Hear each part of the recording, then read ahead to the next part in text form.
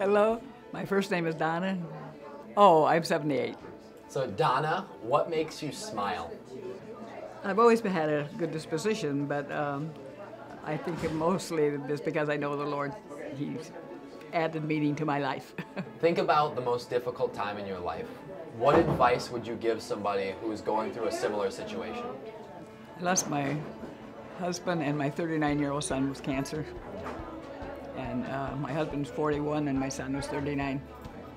My relationship with the Lord and my relationship, well, my husband and my son's relationship with the Lord made a lot of difference.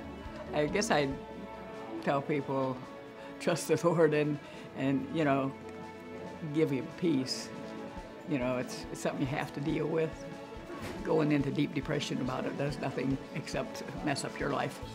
You have to find peace one way or the other. If your husband and your son were here right now, what would you say to them? I'd reassure my love for them. But I thought about that, and I thought I'd never call them back from heaven. You know, but you always wish they were here, you know. Have you ever seen or experienced something that you would consider supernatural? The morning my husband died, it was in Chicago.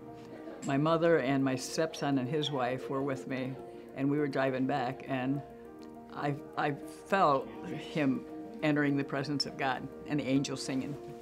And I could have sang, but I thought they'd think I was freaking out, you know. But that was the most unreal. I mean, it was real, but you know, it was something I hadn't anticipated I'd feel, you know. But when you say that you felt it, what do you mean by that? You felt him going into the presence of God? Yeah, it was just like I felt he was entering the presence of God, and I could hear the angels singing. You can't explain how it sounded. You know, it's just an unreal song, a thing you never experienced before. Who is the person that has influenced your life the most? Different points, it was different people. I guess to begin with, it was my dad. I never saw him angry. I probably get my good nature from him. They say it's the little things in life that matter the most. What are some of those little things in your life? The sky. I like flowers and birds, and well, I've always liked nature type things. Even when I was a kid, I'd go down and pick flowers in the woods and dig up violets and plant them in our yard and that kind of stuff. I think that's a thing that just means a lot to me. What's one thing about this life that you wished you understood more clearly? The coming election.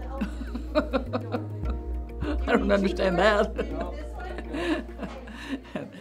What can we do to reduce hatred and prejudice in our world?